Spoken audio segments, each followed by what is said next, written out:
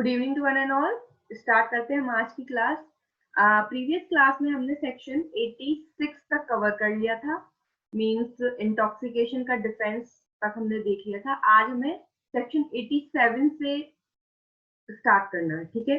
Section 87 of IPC. तो section 87 of IPC जो है वो एक ओल्ड लेटिन मैगजीन पे डिपेंडेड है। ओल्ड लेटिन मैगजीन मींस जो ओल्ड लेटिन मैगजीन है वो है वॉलेंटाइन नॉन फिट इंजूरिया। इसका मतलब होता है वो व्यक्ति जो खुद हार्म सहन करने के लिए कंसेंट देता है, उसका मतलब है कि उसको कोई इंजरी नहीं हुई है। तो ये ओल्ड मैगजीन जो एग्जाम में कई बार पूछी जाती है, वॉलेंटाइन नॉन फिट इंजूरिया। ये एक रोमन ज्यूरिस्प्रूडेंस से ली गई मैगजीन है। इसका क्या मतलब होता है? He who give consent suffers no injury. जो व्यक्ति खुद सहमति दे रहा है, उसका मतलब है कि उसने कोई इंजरी या कोई क्षति सफर नहीं की है, उसे कोई क्षति नहीं हुई है। इस सेक्शन का जो बेसिक पर्पस है वो ये है कि यदि कोई पर्सन खुद ही हार्म को सहन करने की, खुद ही क्षति को सहन करने की सम्मति देता है और फिर उसको कोई इंजरी हो जाती है, तो इसका मतलब ये है कि उसको कोई इंजरी नहीं हुई है। यहाँ पर जो प्रिवेंशन है वो कुछ गेम्स को लेकर के की गई है कि जैसे दो लोग हैं आपस में बॉक्सिंग का गेम करते हैं, तो ये कहा गया है कि बॉक्सिंग का गेम खेलने के लिए दो पार्टीज ने आपस में एग्री किया है। अब उनको पता है कि बॉक्सिंग का गेम खेलेंगे तो एक पार्टी दूसरी पार्टी को एक मुक्का वगैरह मारेगी, तो उससे कभी कभी क्या हो सकता है कि जोर से भी लग सकता है, कोई हार्म भी हो सकता है, इंजरी भी हो सकती है। तो अब इस आधार पे आप जो है सामने वाले अगेंस्ट मतलब द पार्टी, आप उसको कोर्ट में नहीं ले जा सकते कि आपने मुझे हार्म कॉज किया, आपने मुझे हर्ट किया। तो यहाँ पर ये कहा गया है कि यदि कोई भी आपको हर्ट कॉज होता है ऐसे कारण से जिसके कारण से आपने खुद कंसेंट दिया है, बॉक्सिंग के गेम के लिए आपने खुद कंसेंट दिया, तो मीन्स आपको पता था कि आपको कोई ना कोई हार्म तो कॉज हो सकती है। तो यदि ऐसे समय में यदि कोई हार्म कॉज हो जाती है और फिर आप किसी पर केस करते हो, तो वो सेक्शन 87 का ग्राउंड ले सकता है डिफेंस कि सामने वाले ने कंसेंट दी थी। लेकिन अब ऐसे कौन से एक्ट्स होंगे जिनमें आप कंसेंट दे सकते हैं और ऐसी कौन सी कंसेंट होंगी जो वैलिड मानी जाएंगी और क्या क्या कंडीशन होंगी, वो सेक्शन 87 में हम देखेंगे। तो चलिए देखते हैं पहले सेक्शन 87 की लैंग्वेज। डायरेक्ट लैंग्वेज में क्या दिया हुआ है? Section 87 acts not intended and not known to be likely to cause death or grievous hurt done by consent। इसमें कहा गया है सम्मति से किया गया कार्य जिससे मृत्यु या घोर उपहति कारित करने का आशय ना हो और ना उसकी संभाव्यता का ज्ञान हो। तो हेडिंग से ही दो चीजें बिल्कुल क्लियर हो गई कि कंसेंट तो आप दे रहे हैं, लेकिन आप कंसेंट किसी भी ऐसे एक्ट के लिए नहीं देंगे जिससे डेथ कॉज हो या जिससे ग्रीवियस हर्ट हो। मतलब ना तो आपका डेथ कॉज करने का इंटेंशन होना चाहिए, ना ही ग्रीवियस हर्ट।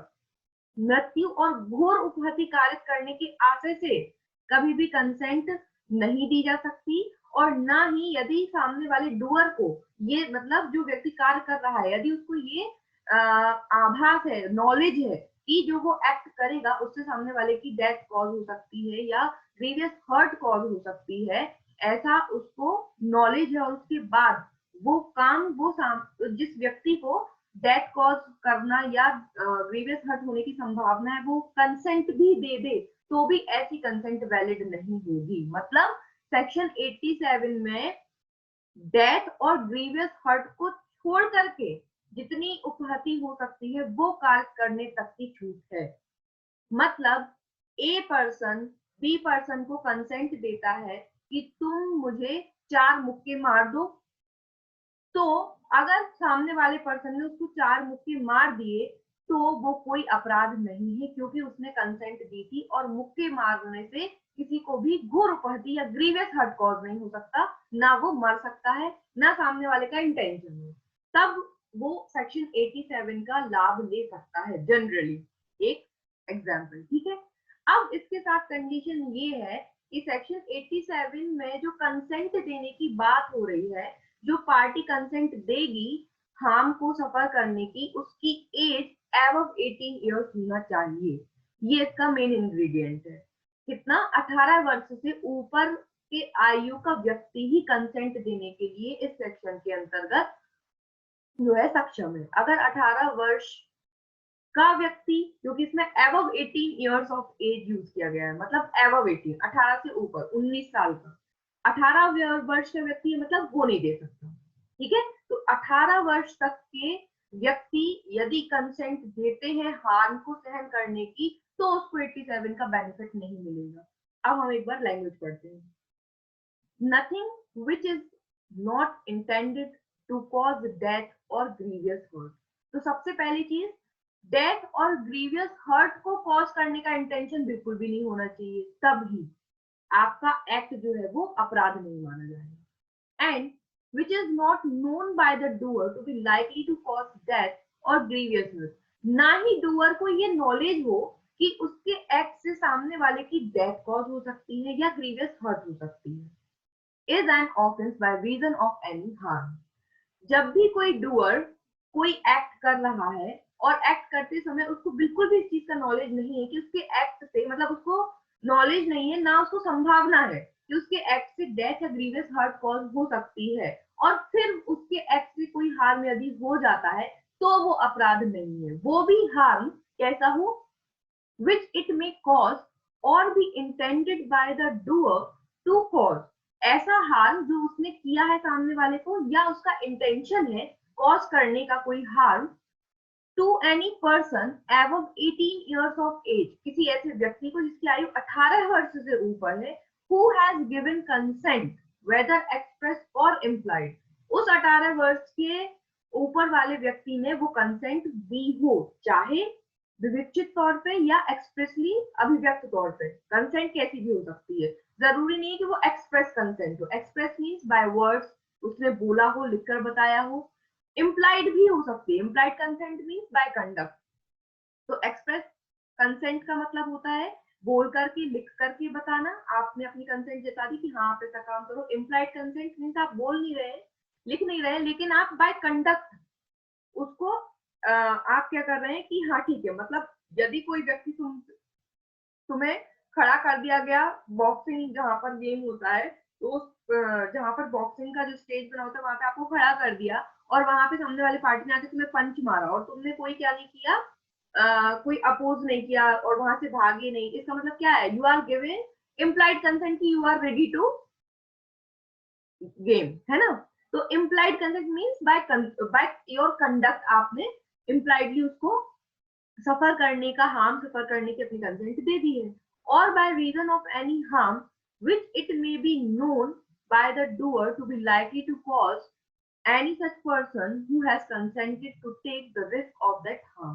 तो सिंपली इसमें क्या है, कोई बात जो मृत्यु या घोर कार्य करने के आशय से ना की गई हो, बस घोर उपहति और मृत्यु कार्य करने के आशय नहीं होना चाहिए, और जिसके बारे में कर्ता को यह ज्ञान ना हो कि उससे मृत्यु या घोर उपहति कार्य होना संभव है, और मृत्यु और घोर उपहति होने की संभाव्यता भी नहीं होना चाहिए।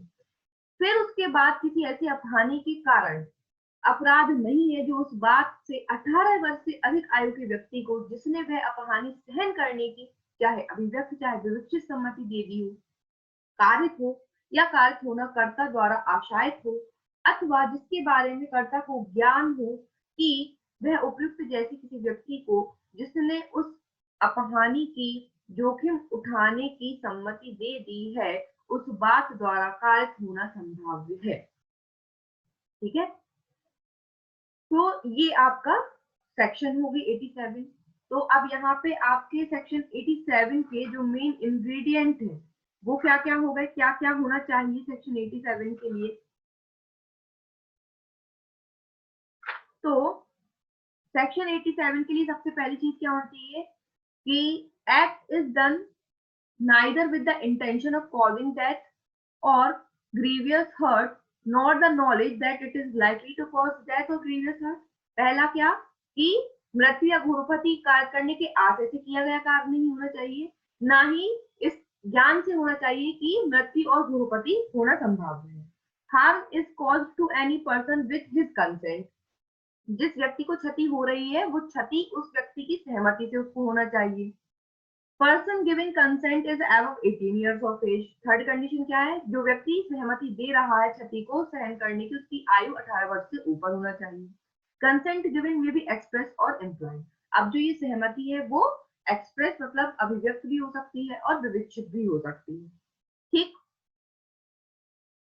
अब जो डिफेंस है कंसेंट का जो यहाँ पर लिया जा रहा है वो दो प्रिंसिपल्स पे बेस्ड है। क्या, पहला तो ये that every person is the best जज ऑफ हिज ओन इंटरेस्ट। कोई भी व्यक्ति यदि कंसेंट दे रहा है तो वो खुद अपने इंटरेस्ट के बारे में बेस्ट जज होता है। वो बहुत अच्छे से समझता है कि मेरे लिए क्या इंटरेस्टेबल है, मेरे लिए क्या बेनिफिट है। जो इस बात की मैं सहमति दे रहा हूँ तो क्या वो मेरे फायदे के लिए है या नहीं, वो खुद कंसेंट देने के लिए बेस्ट जज होता है। तो यानी कि कंसेंट उसने दी है तो वो बेस्ट जज इसलिए ही उसने कंसेंट दी है। इसलिए अगर वो 18 वर्ष से ऊपर का है तो उसकी कंसेंट को इसलिए क्या डिफेंस के तौर पर यूज किया जाएगा कि सर सामने वाले ने कंसेंट दी थी इसलिए मैंने हार्म कॉज किया। तो मैं मेरे द्वारा जो हार्म कॉज किया गया मेरे एक्ट के द्वारा वो कोई ऑफेंस नहीं है, इसलिए उसको लाभ मिल जाएगा एक्यूज पर्सन को। दूसरा क्या, that no man will consent to what he thinks hurtful to himself. दूसरी चीज, भाई ये भी ग्राउंड है, यदि किसी व्यक्ति को पता है कि जो चीज के लिए वो कंसेंट दे रहा है उस कंसेंट से उसको कुछ ना कुछ हार्म होगा, कुछ मतलब कुछ तकलीफ होगी, पेन होगा, तो वो क्यों कंसेंट देगा। तो ये दो प्रिंसिपल्स पे इस कंसेंट को डिफेंस के तौर पे यूज किया जाता है। अब section 87, 88 and 89 of the Indian penal code deals with the law of consent. अब आपको याद रखना है कि जो सम्मति से रिलेटेड सेक्शन है वो कौन कौन सी है, सेक्शन 87, 88 एंड 89। मींस 87 में हमने कंसेंट पढ़ी है, अब हम इसके बाद 88 में भी कंसेंट पढ़ेंगे और 89 में भी कंसेंट पढ़ेंगे। अब आपको यहाँ पे थोड़ा थोड़ा सा डिफरेंस मिलेगा, वो हम आगे देखेंगे। ठीक है, अब ये जो सेक्शन है जैसे कि मैंने बता दिया बेसिकली किस चीज के लिए है। यहाँ पे जो कंसेंट बात की गई है वो where an act in itself unlawful consent can never be allowed as a defence. Consent सिर्फ उन्हीं मैटर्स में दी जाएगी जहां पे जो एक्ट है आपका वो अनलॉफुल नहीं होना चाहिए। अनलॉ अगर जो आप एक्ट कर रहे हैं वो ही अनलॉफुल एक्ट है और अनलॉफुल एक्ट के लिए यदि कोई व्यक्ति कंसेंट देता है फिर कंसेंट का डिफेंस नहीं हो सकता। फॉर एग्जाम्पल, मर्डर करना अनलॉफुल है। फॉर एग्जाम्पल, रेप करना अनलॉफुल है। फॉर एग्जाम्पल, प्रोस्टिट्यूशन का धंधा करना क्या है, अनलॉफुल है। अब इस चीज के लिए यदि कोई व्यक्ति कंसेंट दे और उसकी कंसेंट से कोई व्यक्ति किसी दूसरे का मर्डर कर दे, कोई व्यक्ति किसी के साथ रेप कर दे, कोई व्यक्ति प्रोस्टिट्यूशन का बिजनेस चलाए और फिर बाद में क्या डिफेंस ली कि सर मैंने सामने वाले का मर्डर इसलिए किया क्योंकि उसने मुझसे बोला था कि तुम मुझे जान से मार दो। तो नो, आप किसी की लाइफ नहीं ले सकते और ना ही सेक्शन 87 के अंदर ग्रीवियस हर्ट कर सकते, इवन ग्रीवियस हर्ट भी नहीं कर सकते। तो अगर कंसेंट से भी सामने वाले की कंसेंट से भी डेथ आपने कॉज की है तो आपको 87 का डिफेंस नहीं मिलेगा। तो ध्यान रखना है सेक्शन 87 में डेथ और ग्रीवियस हर्ट आप कॉज नहीं कर सकते। और जो लेटिन मैगजीन है वॉलेंटाइन नॉन फिट इंजुरिया, इट मीन्स जो सम्मति देता है उसे क्षति नहीं होती। He who consent for consent does not suffer injury. ये एग्जाम में कई बार पूछी गई है, हर 2-3 साल में ये मैगजीन रिपीट होती है। सीधा पूछते हैं कि ये मैगजीन कौन से सेक्शन पर है, तो सेक्शन 87 पर है। इसका जो एक इलस्ट्रेशन है ये भी कई बार एग्जाम्स में आता है, तो इस इलस्ट्रेशन को भी देखेंगे। A and Z agrees to fence with each other for amusement. This agreement implies the consent of each to suffer any harm which, in the course of such fencing, may be caused without foul play. And if A, while playing fairly, hurts Z, A commits no offense. का और या अमोदात आपस में पट्टेबाजी करने को सहमत होते हैं। इस सहमति में किसी अपहानी को जो ऐसी पट्टेबाजी में खेल के नियम के विरुद्ध न होते हुए कारित हो उठाने की हर एक की सम्मति विवेचित हो। यदि उसे का यथा नियम पट्टेबाजी करते हुए या को उपहाती कारित कर देता है तो का ने कोई अपराध नहीं किया है। वही एक बॉक्सिंग से रिलेटेड बता रहे हैं, पट्टेबाजी भी एक गेम होता है जिसमें एक दूसरे को हर्ट कॉज किया जाता है। तो यदि दो लोग आपस में वो गेम खेलने के लिए रेडी हुए इसका मतलब क्या है, उन्होंने हाँ बोला है, इसका मतलब ये कि उन्होंने हर्ट को या जो इंजुरी होगी उसको सहन करने की इम्प्लाइड कंसेंट दे दी है।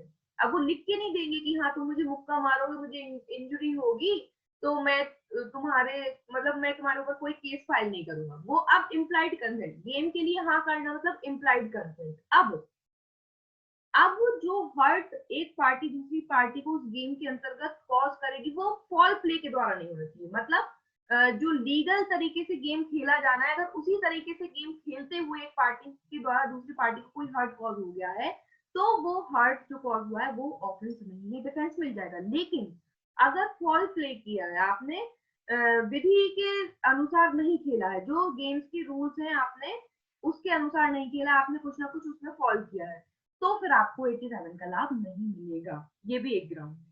ठीक, तो 87 में एज ध्यान रखना है, एज ऑफ कंसेंट है। ठीक है, अब इससे रिलेटेड केस देखेंगे। इससे रिलेटेड जो 87 से रिलेटेड जो केस पूछा जाता है मोस्ट इम्पोर्टेंट, वो है आपका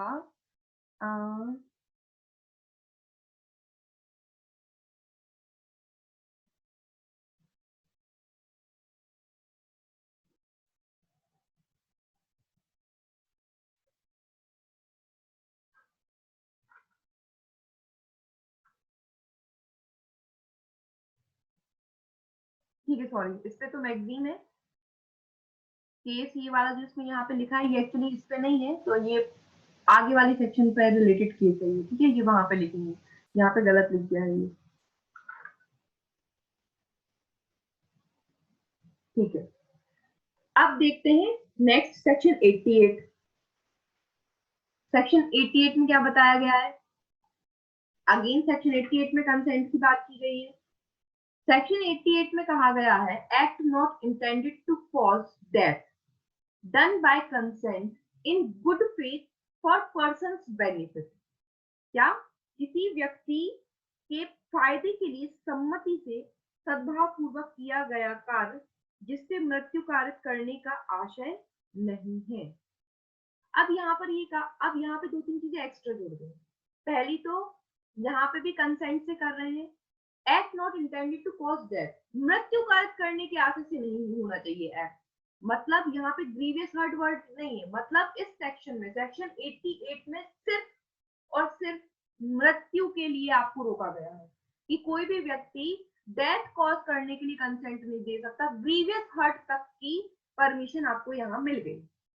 सेक्शन 88 के अंतर्गत यदि कोई एक पर्सन दूसरे पर्सन के बेनिफिट के लिए गुड फेथ में उसकी कंसेंट से ऐसा कोई एक्ट करता है जिससे उसको ये पता है कि उसके एक्ट से सामने वाले को ग्रीवियस हर्ट तक हो सकता है, तो भी उसको सेक्शन 88 का बेनिफिट मिल जाएगा। क्लियर? तो 87 और 88 में क्या अंतर है? 88 और 87 में सबसे पहला अंतर ये है कि वहां पर 87 में डेथ और ग्रीवियस हर्ट कॉज नहीं कर सकते, लेकिन 88 में सिर्फ डेथ कॉज करने की परमिशन नहीं है, आप ग्रीवियस हर्ट तक कॉज कर सकते हैं। लेकिन अब ग्रीवियस हर्ट कॉज करने की कंडीशंस क्या है? आप ग्रीवियस हर्ट किसी पर्सन को किस कंडीशन पे कर सकते हैं? पहली कंडीशन गुड फेथ में, उस पर्सन, दूसरी उस पर्सन के बेनिफिट के लिए।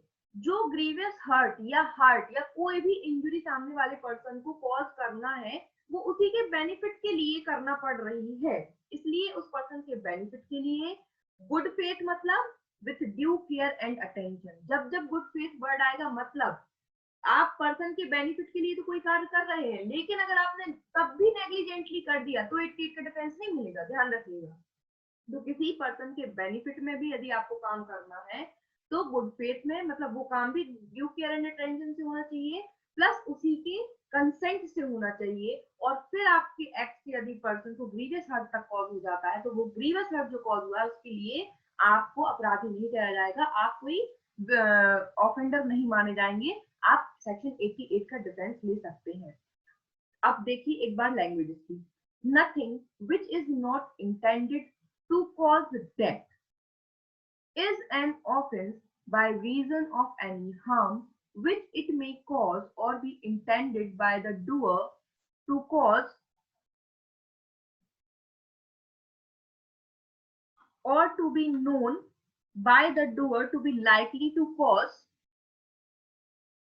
to any person for whose benefit it is done in good faith and who has given a consent, whether expressed or implied, to suffer that harm or to take the risk of that harm. क्या कहा गया है इसमें? इसमें ये कहा गया है कि कोई भी बात जो मृत्यु कारक करने के आशय से ना की गई हो, किसी ऐसी अपहानि के कारण नहीं है, अपराध नहीं है, जो उस बात से किसी ऐसे व्यक्ति को जिसके फायदे के लिए वह बात सद्भावपूर्वक की जाए और जिसने उस अपहानि को सहन करने या उस अपहानि को जोखिम उठाने के लिए चाहे अभिव्यक्ति चाहे विविध सम्मति दे दी हो, कारित हो या कारित करने का कर्ता का आशय हो या कारित होने की संभाव्यता कर्ता को ज्ञात हो, तो ऐसा कार्य क्या है? अपराध नहीं है। तो वही 3 चीजें याद रखना है। जो एक्ट है वो with the consent of person होना चाहिए, सामने वाले पर्सन की कंसेंट से उसके बेनिफिट के लिए होना चाहिए, गुड फेथ में होना चाहिए, और जो एक्ट है उसमें कहीं से कहीं तक भी डेथ कॉज करने का इंटेंशन नहीं होना चाहिए। क्लियर? क्या इसके इंग्रेडिएंट अगर हम निकालेंगे सेक्शन 88 के तो क्या निकलेंगे? Such act is done with the consent of the person to suffer that harm और to take the risk of that harm. ठीक है, कि जो कार्य किया गया है वो सामने वाले व्यक्ति की सहमति से किया गया है कि वो उस हार्म को या उस रिस्क को सफर करने के लिए सहमत है। कंसेंट में भी एक्सप्रेस और इम्प्लाइड, सहमति विवक्षित या अभिव्यक्त हो सकती है। Act is done in good faith, कार्य सद्भावपूर्वक किया गया होना चाहिए। Act is done without intention to cause death, कार्य बिना मृत्यु कार्य करने के आशय से किया जाना चाहिए। Though it might have been done with the intention of causing such harm as may result in death। ये एक बहुत इंपॉर्टेंट पॉइंट है। डेथ कॉज करने का इंटेंशन नहीं होना चाहिए, लेकिन आपको ये पता है कि जो एक्ट आप कर रहे हैं उससे ऐसी इंजरी कॉज हो सकती है जिसका रिजल्ट बाद में डेथ हो सकता है। मतलब आपने सामने वाले को एक ऐसा हार्म कॉज किया है उसी के बेनिफिट के लिए जिसमें हार्म कॉज करने के पीछे का आशय आपका मृत्यु कार्य करने का नहीं है, लेकिन ये संभाव्यता है कि उस हार्म की वजह से सामने वाले की डेथ कॉज हो सकती है। अब ये सेक्शन बेसिकली है किसके लिए? ये सेक्शन है डॉक्टर्स की।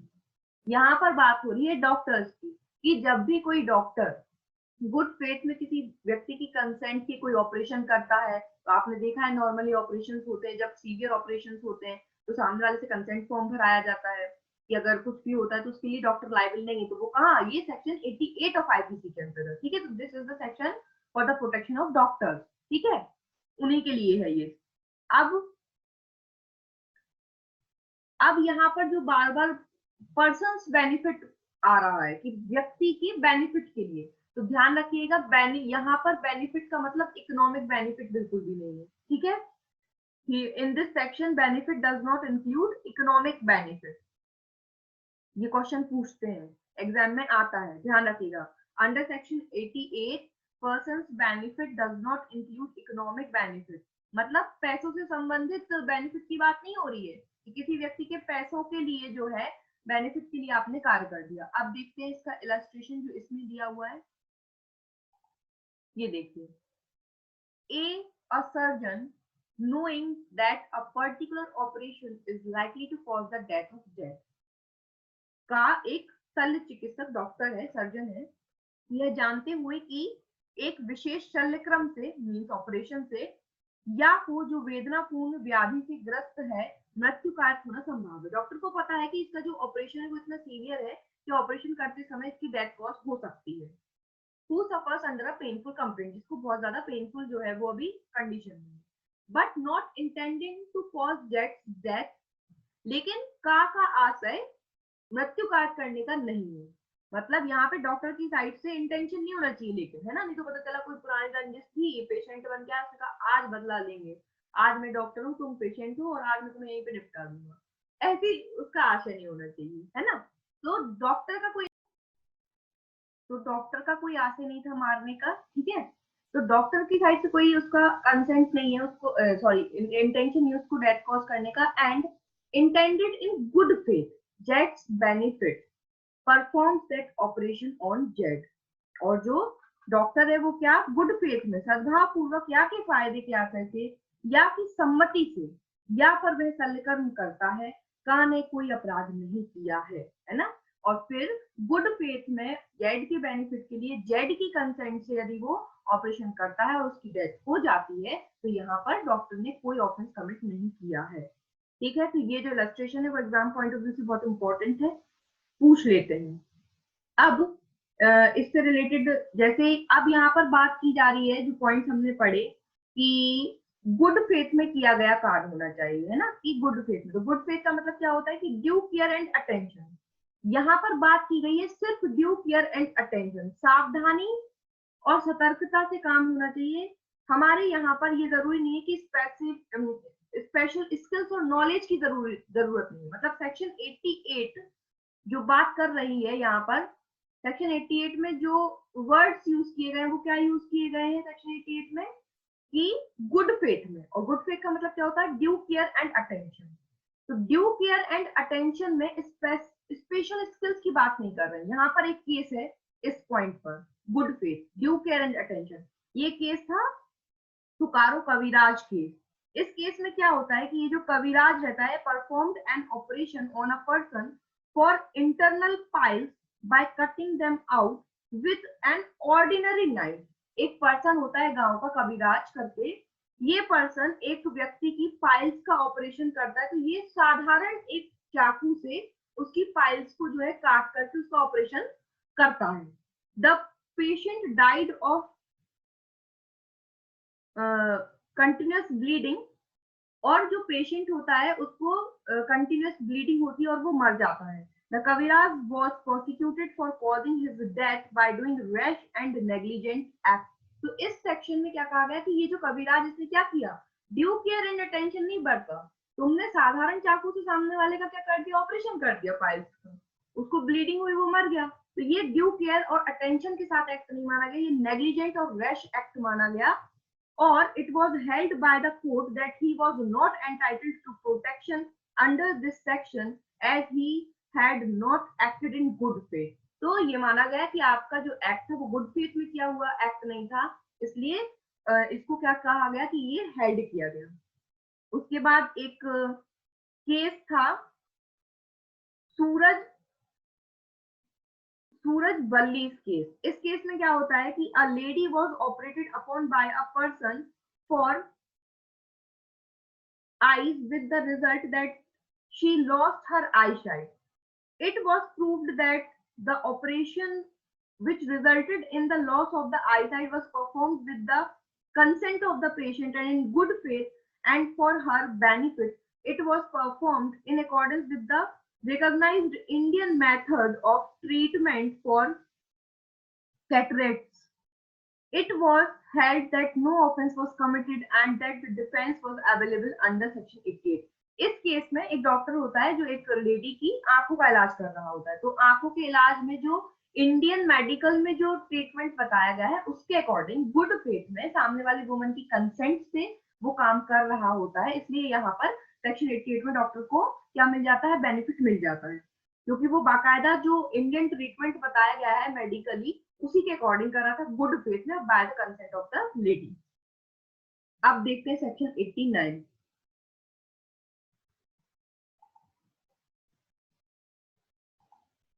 Section 89, act done in good faith for benefit of child और इंसेन पर्सन बाय और बाय कंसेंट ऑफ गार्जियन।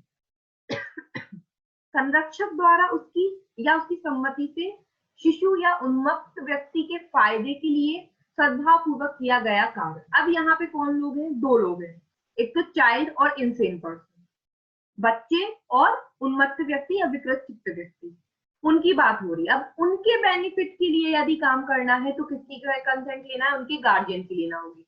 उनके गार्जियन की कंसेंट से उनके बेनिफिट के लिए वही सारी सेम चीजें 88 की तरह, यदि कोई पर्सन उनके बेनिफिट के लिए उनके गार्जियन की कंसेंट से गुड फेथ में means with due care and attention कोई एक्ट करता है तो वो अपराध नहीं। Nothing which is done in good faith for the benefit of person under 12 years of age or of unsound mind by or by consent either express or implied of the guardian or other person having lawful charge। तो किस किस की consent ले सकते हैं? एक तो guardian की या फिर कोई पर्सन हैविंग लॉफुल चार्ज। जरूरी नहीं है कि गार्जियन हो, कभी कभी कुछ बच्चे होते हैं जिनके किसी पर्सन को हम उनको लॉफुल चार्ज में रख देते हैं। जैसे जितने टाइम, ऐसा कहा जाता है कि जितने टाइम बच्चे स्कूल में होते हैं उतने टाइम के लिए लॉफुल चार्ज में कौन माने जाते हैं? स्कूल की टीचर्स। तो उतने समय के लिए वो बच्चे किसके उसमें है? लॉफुल चार्ज किसका है उन बच्चों पर? स्कूल अथॉरिटी का। ठीक, तो by the consent either express or implied of the guardian or other person having lawful charge of that person is an offense by reason of any harm which it may cause or be intended by the doer to cause or known by the doer to be likely to cause or to that person। कोई बात जो 12 वर्ष से कम आयु के, as ध्यान रखना है 89 में 12 वर्ष से कम आयु के जो है उनको चाइल्ड माना गया है। जो 12 वर्ष के हैं या 12 वर्ष के ऊपर के हैं वो कहाँ जाएंगे? 88 में जाएंगे। कोई बात जो 12 वर्ष से कम आयु के या विकृत चित्त व्यक्ति के फायदे के लिए सद्भाव पूर्वक उसके संरक्षक के या विधिपूर्ण भार साधक किसी दूसरे व्यक्ति के द्वारा या की अभिव्यक्ति या विविचित सम्मति से की जाए, ये किसी ऐसी अपहानि के कारण अपराध नहीं है जो उस बात से उस व्यक्ति को कारित हो या कारित करने का कर्ता का आशय हो या कारित होने की संभाव्यता कर्ता को हो। तो कोई भी एक्ट जिससे कोई हानि हो गई है, कोई हार्म कॉज हो गया है एक्ट से 12 साल से कम आयु के बच्चे को, तो वो सिर्फ इस कारण से अपराध नहीं बन जाएगी यदि उस पर्सन ने उस बच्चे के बेनिफिट के लिए और उसके गार्जियन से परमिशन लेके गुड फेथ में वो एक्ट किया है। तो इंग्रेडिएंट वही सेम है। इंग्रेडिएंट क्या होंगे सेक्शन 89 के? बताइए आप लोग। अभी हमने सिमिलर 2 सेक्शन पढ़ लिए, अब आप लोग बताइए सेक्शन 89 में क्या इंपॉर्टेंट एलिमेंट्स है? तो ऐसा बताओ, पहला क्या होना चाहिए? मैम पहला तो 12 ईयर से कम एज हो और उसके जो पहला क्या होगा? वो तो मैम सबसे गुड बाद में फेथ में आएगा। किया हुआ, कोई ऐसा जो एक्ट जो गुड फेथ में किया गुड गया फेथ हो। में किया है हाँ, और किसी के लिए सद्भाव पूर्वक किया गया हो और 12 वर्ष से कम उम्र के बालक के लिए, मतलब बालक हाँ, या विकृत व्यक्ति है उसके लिए किया गया हो हाँ, और उसके कार्य को करने के लिए परमिशन उसके गार्जियन ने या तो जिसने उसका चार्ज सौंपा है उसने लॉफुल दी चार्ज, हो किसी हाँ, दूसरे व्यक्ति को, और कंसेंट उसकी है ना इम्प्लाइडली और या तो है ना एक्सप्रेस। मतलब अभिव्यक्त और विवक्षित दोनों किसी भी वेरी गुड, प्रकार से हो सकती वेरी है। गुड। कि जो एक्ट है वो for the benefit of the person हो, सबसे पहला पॉइंट। कि जो कार्य है वो उस बच्चे के या इंसेन पर्सन के बेनिफिट के लिए किया गया हो। अब ये जो बच्चा है वो 12 वर्ष से कम आयु का होना चाहिए, एक्ट गुड फेथ में होना चाहिए, गार्जियन या लॉफुल चार्ज जो पर्सन है उनकी कंसेंट से होना चाहिए, कंसेंट इम्प्लाइड और एक्सप्रेस हो सकती है। ठीक, ये इसके एसेंशियल इंग्रेडिएंट हो गए। अब अगेन बेनिफिट मतलब, संदीप जी बताइए बेनिफिट का मतलब क्या है यहाँ पे? कैसा बेनिफिट? फिजिकल बेनिफिट और इकोनॉमिक बेनिफिट और बोथ? शारीरिक दोनों। मतलब यहाँ पे जो फायदे की बात हो रही है, व्यक्ति का फायदा, तो शारीरिक फायदा या पैसे संबंधी फायदा या दोनों? कैसा फायदे की बात हो रही है? शारीरिक फायदा होगा मैम। शारीरिक फायदा। यहाँ पर जो बेनिफिट वर्ड है, फायदा वर्ड है, उसमें इकोनॉमिक बेनिफिट की कहीं पर भी बात नहीं हो रही, तो ध्यान रखना, चाहे सेक्शन 88 हो या 89 हो, इकोनॉमिक बेनिफिट इंक्लूडेड नहीं है। ठीक है, इकोनॉमिक बेनिफिट किसी भी सेक्शन में इंक्लूडेड नहीं है। ये क्वेश्चन एग्जाम में पूछते हैं, तो ध्यान रखना। अब इसका प्रोविजो देखिए कि कब कब ये एक्सेप्शन एप्लीकेबल नहीं होगा, कौन कौन से हार्म पर। This exception shall not extend to the intentional causing of death or to the attempting to cause death। अब भाई सीधी सी बात है, किसी व्यक्ति के फायदे के लिए उसको मार तो डालोगे नहीं, और मार डालो और बोलो कि तुम्हारे फायदे के लिए मार डालो, तो फिर बचे क्या? वो बस सामने वाला बच्चे नहीं बचे तो मार के क्या उसको सिखाओगे? तो ये जो अपवाद है सेक्शन 89 का जो डिफेंस है, वो मृत्यु कायद करने या मृत्यु कायद करने के प्रयत्न करने पर एप्लीकेबल नहीं होगा। पहली चीज, जो आप मतलब उस व्यक्ति के फायदे के जो एक्ट कर रहे हो, तो कहीं से कहीं तक उसमें आपका मृत्यु काट करने का आशय नहीं होना चाहिए, इंटेंशनल कॉजिंग ऑफ डेथ नहीं होना चाहिए। बाय मिस्टेक हो जाए वो एक अलग मैटर है, इंटेंशनली नहीं होना चाहिए। That this exception shall not extend to the doing of anything which the person doing it knows to be likely to cause death for any purpose other than the preventing of death or grievous hurt or the curing of any grievous disease or infirmity। अब इस अपवाद का विस्तार मृत्यु या घोर उपहति के निवारण के या किसी घोर रोग या अंग शैथिल्य से मुक्त करने के प्रयोजन से भिन्न किसी प्रयोजन के लिए किसी ऐसी बात के करने पर ना होगा जिसे करने वाला व्यक्ति जानता हो कि उससे मृत्यु कायद होना संभाव्य है। मीन्स यहाँ पर इनका कहने का मतलब ये है कि अब कोई एक व्यक्ति किसी बच्चे या अनसाउंड पर्सन के बेनिफिट के लिए कोई जो एक्ट कर रहा है, और एक्ट करते समय उसको इस चीज का नॉलेज है कि उसके एक्ट से सामने वाले की मृत्यु हो सकती है या उसको ग्रीवियस हर्ट हो सकता है, तो उसको सेक्शन 89 का डिफेंस नहीं मिलेगा। अगर वो ये जानते हुए एक्ट करता है कि उसके एक्ट से उसकी मृत्यु हो सकती है या घोर उपहति हो सकती है, सिवाय कब के? जब तक कि वो ऐसा कार्य करना इस कारण से कंपलसरी ना हो कि यदि वो ऐसा एक्ट नहीं करेगा तो वैसे भी बच्चा क्या है, मरने वाला है। भाई उसको कोई ऐसी बीमारी है जिसका ऑपरेशन करना जरूरी है, अब वो ऑपरेशन करते समय पता है कि उसकी मृत्यु हो सकती है, इस कारण से ऑपरेशन कर रहे हैं और फिर मृत्यु हो जाती है, तो सेक्शन 89 का डिफेंस मिल जाएगा। लेकिन जबरदस्ती उसकी किडनी निकालकर बेचने के लिए ऑपरेशन करा है डॉक्टर ने, कि किडनी निकालकर बेचना है इसलिए ऑपरेशन कर दिया, कुछ भी बहाना लेकर के, तो नहीं डिफेंस ले लेगा। बोल रहे हो तो किडनी खराब हो रही थी इसलिए हमने वो कर दिया। तो ये प्रूव करने वाली बात है कि उसके बेनिफिट के लिए किया है, उसी की जान बचाने के लिए ऐसा ऑपरेशन करना जरूरी था, और ऐसा ऑपरेशन करते समय सामने वाले बच्चे की जान चली गई, तब 89 का बेनिफिट मिल जाएगा। ठीक, ये चीजें कही गई है। नेक्स्ट इसका प्रोविजन देखिए और कहाँ लागू नहीं हो रहा है।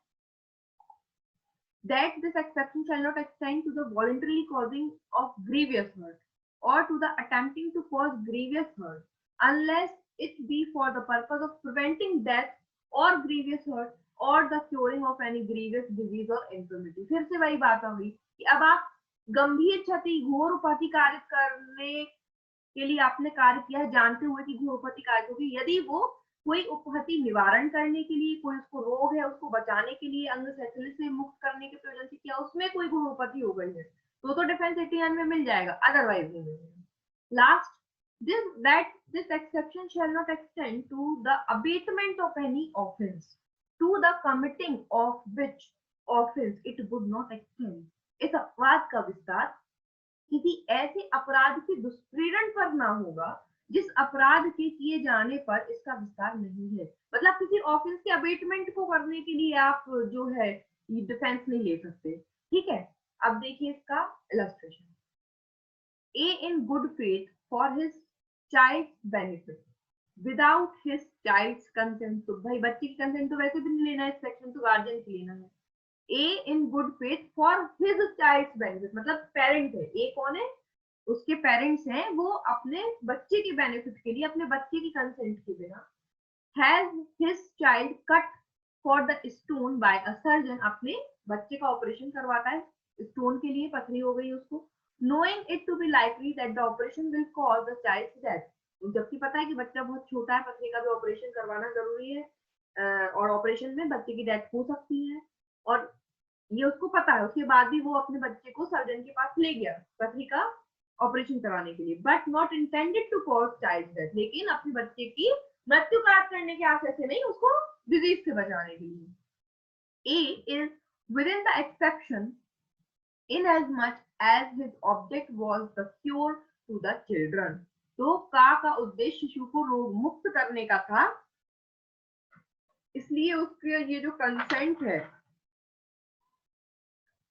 करना था, इसलिए वह इस अपवाद के अंतर्गत आता है। ठीक, ये अब इस पर थे वो कुछ इलस्ट्रेशन जो एग्जाम्स में पूछे जाते हैं, वो देखते हैं। देखिए,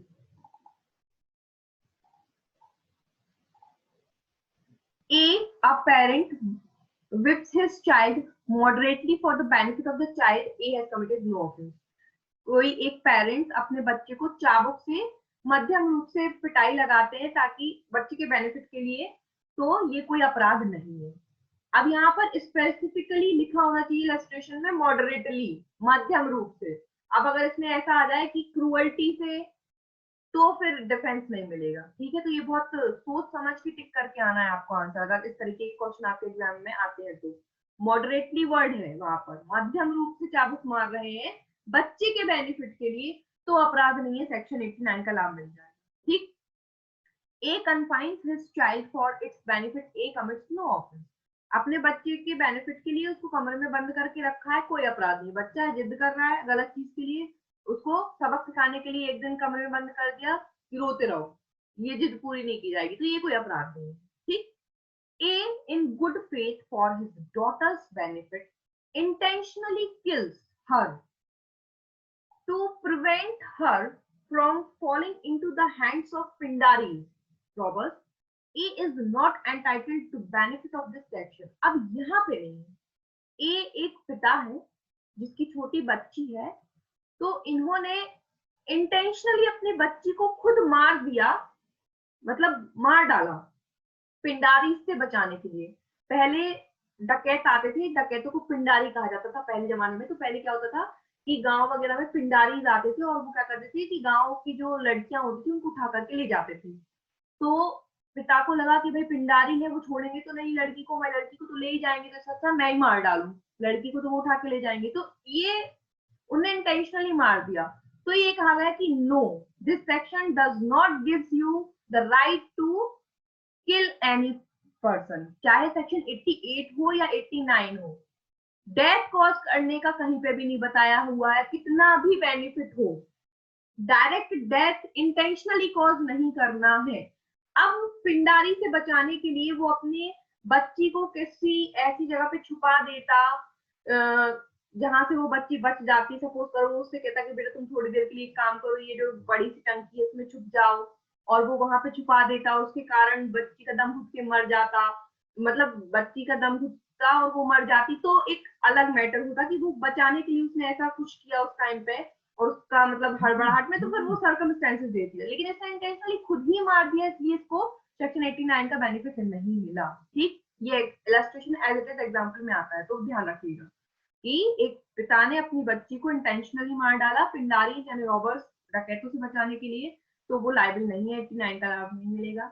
next, A in good faith for his child's pecuniary benefit। अब देखो यहाँ पहले ही पढ़ लिया हमने कि सेक्शन 88 और 89 दोनों में पेक्यूनरी बेनिफिट की बात नहीं हो रही है, धन संबंधी लाभ की बात हो ही नहीं रही है। तो बच्चे के पेक्यूनरी बेनिफिट के लिए उसका इमेंचुलेशन करा दिया। A is not within the exception because he has caused grievous hurt to the child and that too for his pecuniary benefit। Pecuniary benefit के लिए घोर उपहति कॉज की है, इसलिए बेनिफिट नहीं मिलेगा। मैंचुलेशन मीन्स मतलब उसको नपुंसक बना दिया। ठीक है, तो ये कहीं से कहीं तक क्या है, कोई भी लीगल एक्ट नहीं है, और वो भी पेक्यूनरी बेनिफिट के लिए। अगर उसको कुछ डिजीज होता जिसके कारण वो डॉक्टर से कोई ऑपरेशन कराता और उसके कारण उसका बच्चा एमेंचुलेट हो जाता, नपुंसक बन जाता, तो बेनिफिट मिलता। लेकिन यहाँ पे पेक्यूनरी बेनिफिट वर्ड आ गया, ये इलस्ट्रेशन आया हुआ है एग्जाम में, इसलिए मैं बता रही हूँ। ठीक है, तो पेक्यूनरी बेनिफिट के लिए यदि ऐसा किया है तो सेक्शन 89 का लाभ नहीं मिलेगा। Next, A intending in good faith for the pecuniary benefit of Z, his daughter, a child under 12 years of age, abates a rape committed by B on Z, neither A nor B will get the benefit of this section। यहाँ पर A एक पिता है, वो अपनी ही बच्ची का जिसकी एज 12 साल से कम की है उसका रेप करने के लिए बी को उकसाता है उसके पिक्यूनरी बेनिफिट के लिए। कि इसको इससे धन मतलब मिलेगा, ऐसा कुछ करवाना चाहता था। तो यहाँ पर ना ए ना बी किसी को भी बेनिफिट नहीं मिलेगा, बिकॉज रेप अपने आप में एक अनलॉफुल एक्ट है। और आपने, हमने लास्ट वाला पॉइंट क्या पढ़ा अभी इसमें, कि कोई भी अबेटमेंट ऑफ एन ऑफेंस, ये उसका एग्जाम्पल है, उसका इलस्ट्रेशन है कि आप किसी को अपराध करने के अबेटमेंट नहीं करवा सकते हो, है ना। तो ये कि उसके आप डिफेंस कर ले रहे हो कि सर मैंने बच्ची के पेक्यूनरी बेनिफिट के लिए, तो भाई तुम कमाते ना उसको खिलाते, ये कौन सी बात थी। तो यहाँ पर इसको ए को और बी को किसी को भी 89 का बेनिफिट नहीं मिलेगा। लास्ट, वो लास्ट वाला वही इसका इलस्ट्रेशन है कि स्टोन का ऑपरेशन कराया, तो ये तो आता ही एग्जाम में, ठीक है। तो ये कुछ इलस्ट्रेशन है जो एग्जाम्स में पूछे जाते हैं, आप लोगों को ध्यान रखना है, मैं इसको ग्रुप में भी शेयर कर दूंगी, ठीक। ये हो गई आपकी सेक्शन 89। अब इन सबसे कनेक्टेड है सेक्शन 90। अब समझिए कंसेंट। यहाँ पर बात बोली गई है कि कंसेंट कंसेंट कंसेंट, तो कंसेंट देने के लिए कौन पर्सन कैपेबल है। यहाँ पे सेक्शन आईपीसी में कहीं पे भी कंसेंट को डिफाइंड नहीं किया गया है, सिर्फ सेक्शन 90 में ये बताया गया है कि कंसेंट देने के लिए कौन पर्सन केपेबल, ये बताया है। कंसेंट होती क्या है इस चीज को डिफाइंड नहीं किया गया है कहीं पे भी, ठीक है। देखते हैं, 1 मिनट 89 पे कोई केस शो तो नहीं छूट जाए, 1 मिनट चेक कर ले।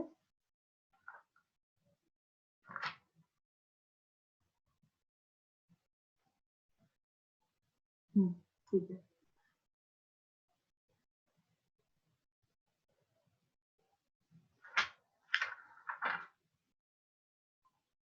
ठीक है।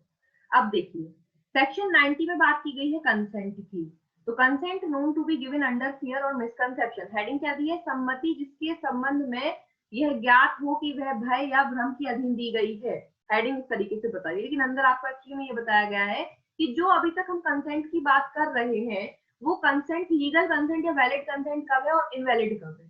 तो a consent is not such a consent as it intended by any section of this code. क्या कह रहे हैं कि कोई भी सहमति ऐसी सहमति नहीं है जैसी इस संहिता की किसी धारा में आशायित है, यदि, मतलब अभी तक हम जो प्रीवियस सेक्शंस में कंसेंट की बात कर रहे हैं तो वो कंसेंट तब कंसेंट मानी जाएगी जब ये 3 कंडीशन से रहित होगी, मतलब इनमें दी गई ना होगी। मतलब if the consent is given by a person under fear of injury और under a misconception of fact, यदि किसी व्यक्ति ने भय, क्षति के भय के अंतर्गत कोई कंसेंट दी है तो वो कंसेंट नहीं मानी गई है।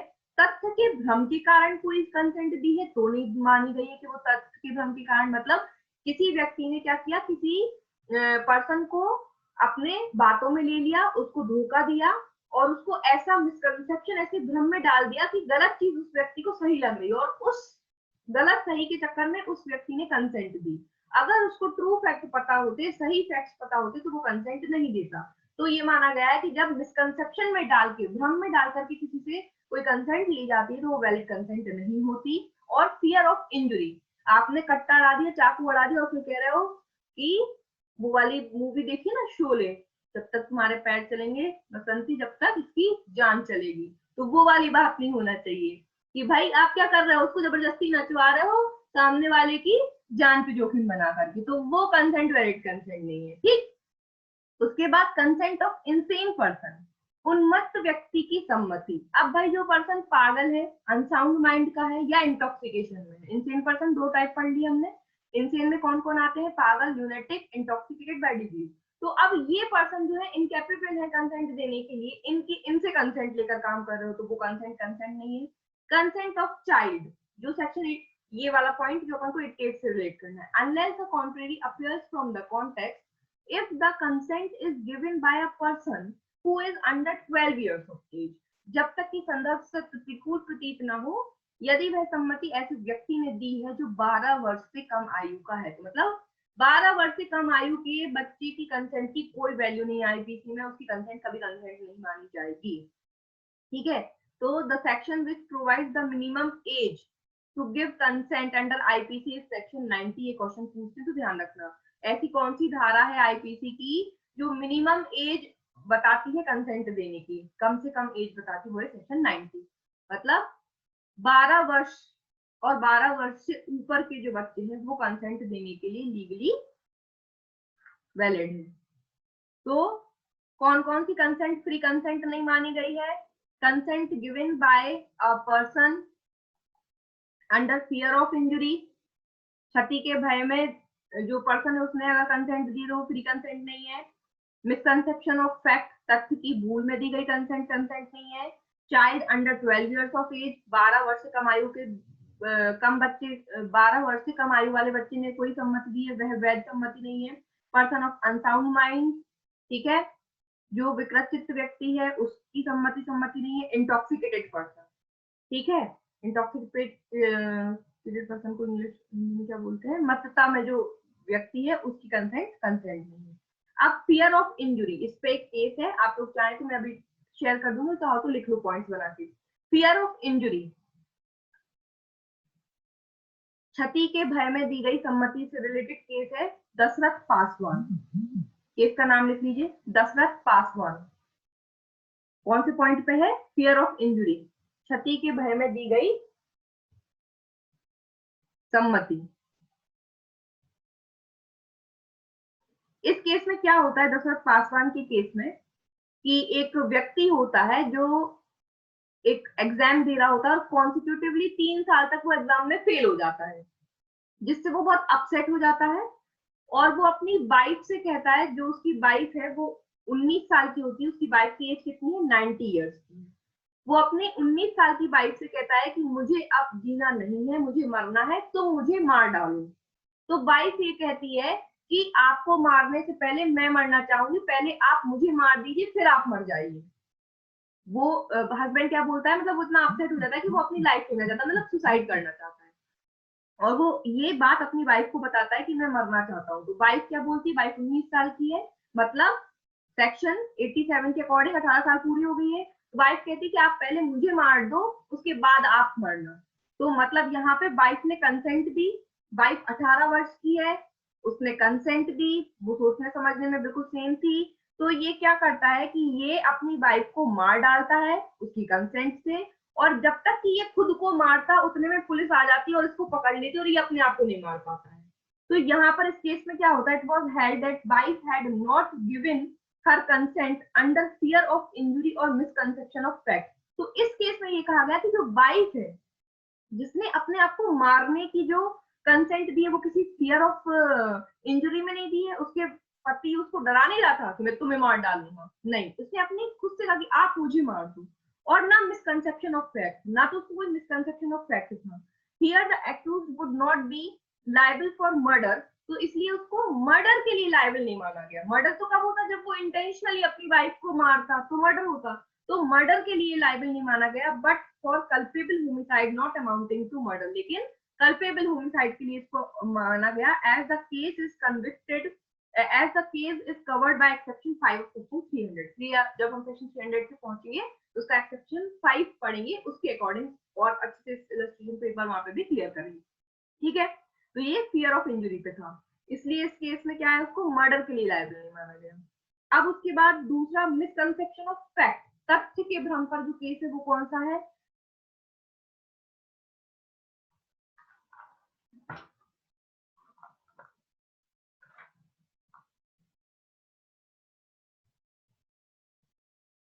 बबूलन हिजड़ा केस, नाम लिखिए, बबूलन हिजड़ा केस। तथ्य के भ्रम पर, मिसकंसेप्शन ऑफ फैक्ट, बबूलन हिजड़ा केस। इस केस में क्या होता है कि एक अच्छा फुल एज का पर्सन, मतलब एडल्ट पर्सन, अपने आप को इमेंचुलेशन के लिए submitted himself to emasculation, performed neither by a skillful hand nor in the least dangerous way and died from the injury। मतलब ये अपने आप को नपुंसक करवाने के लिए एक व्यक्ति को सौंप देता है, जो व्यक्ति स्किलफुल भी नहीं होता, बहुत डेंजरस तरीके से ये ऐसा कार्य करवाता है और मर जाता है। The accused pleaded that a similar operation was performed on them.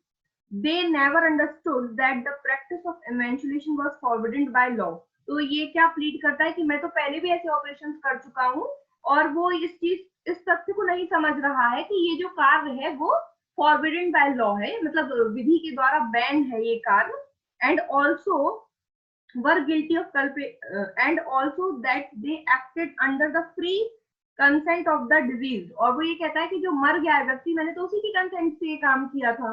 It was held that the accused were guilty of culpable homicide and not murder। इसलिए इसको भी मर्डर के लिए लायबल नहीं ठहराया गया, इसके लिए ठहराया गया कल्पेबल होमिसाइड के लिए। तो यहाँ पर ये क्या है, मिसकंसेप्शन ऑफ फैक्ट हो गया। मतलब इनको ये नहीं पता था कि जो मैनिपुलेशन का काम है वो फॉरबिडन बाय लॉ है। दोनों पार्टीज को नहीं पता था कि वो जो एक्ट करवा रहे हैं वो विधि विरुद्ध कार्य है, और इस उसमें कंसेंट दे दी सामने वाले ने कर दिया, इस चीज को मर्डर ना मानते हुए क्या कल्पेबल होमिसाइड माना गया। लीडिंग केस है मिसकंसेप्शन ऑफ फैक्ट। उसके बाद एक इंपॉर्टेंट केस जो पूछते हैं वो है पुनाई फतेमा केस। पुनाई फतेमा केस ये भी पूछते हैं, इंपॉर्टेंट है, ठीक है। इसमें क्या है, the accused were professed to be a snake charmer. Ma'am case का नाम क्या है? Punai Fatema case, Punai Fatema case.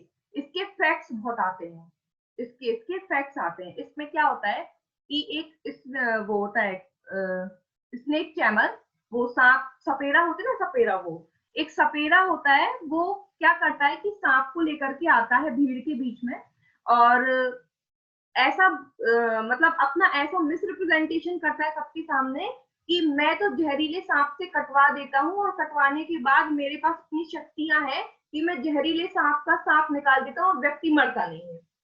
ऐसा जो है अपना प्रचार प्रसार, अपना मिसरिप्रेजेंटेशन लोगों के बीच में कर रहा होता है, और उनमें से एक पर्सन को वो अपनी बातों में इन्फ्लुएंस कर लेता है कि तुम जो है देखो, मैं तुम्हें दिखाता हूँ, तुम कटवाओ सांप को और मैं तुम्हें बचा लूंगा, मरने नहीं दूंगा। और ये पर्सन उसकी बातों में आ जाता है और सांप से कटवा लेता है, और बदले में क्या होता है, वो पर्सन जो है मर जाता है। तो ये जो सपेरा होता है इसको गिल्टी माना जाता है किस चीज के लिए, देखिए, under the misconception of fact out of the accused knew that the consent was given in consequence of such misconception, and therefore the accused were not entitled to protection of the grounds of consent of the deceased। तो यहाँ पर ये कहा गया कि इसको section 88 का लाभ मिला ही नहीं। इन्होंने ये सेक्शन 88 नहीं काय का, हाँ कंसेंट की बात चल रही है ना, हाँ, तो इसको कंसेंट का लाभ मिला ही नहीं कि ये डिफेंस ले रही कि सर मैंने तो सामने वाले की कंसेंट से हार्म कॉज किया था, 87 का, हाँ, सेक्शन 87 का इसको लाभ नहीं मिलेगा कि सर मैंने तो सामने वाले की कंसेंट ले ली थी और उसने खुद हार्म को सहन करने की क्या दी थी, सम्मति दी थी। क्यों? क्योंकि उसने सम्मति मिसकंसेप्शन की वजह से दी, तुमने उसको भ्रम में डाला, तुमने उसको क्या बोला कि मैं बचा लूंगा, मेरे पास इतनी शक्ति है, तुमने इन्फ्लुएंस किया उसको, और फिर उसके बाद से ये फैक्ट्स आते हैं। तो ध्यान रखना कि इसमें कोई कंसेंट का सेक्शन 87 के अंदर कोई बेनिफिट डिफेंस नहीं मिलेगा, ठीक। चलिए, ये कुछ इंपॉर्टेंट केस लॉ थी जो सेक्शन 90 पर थे। तो आज की क्लास यहीं तक, अब नेक्स्ट सेक्शन नेक्स्ट क्लास से कंटिन्यू करेंगे। Okay okay ma'am, okay, good night. Good night ma'am, thank you.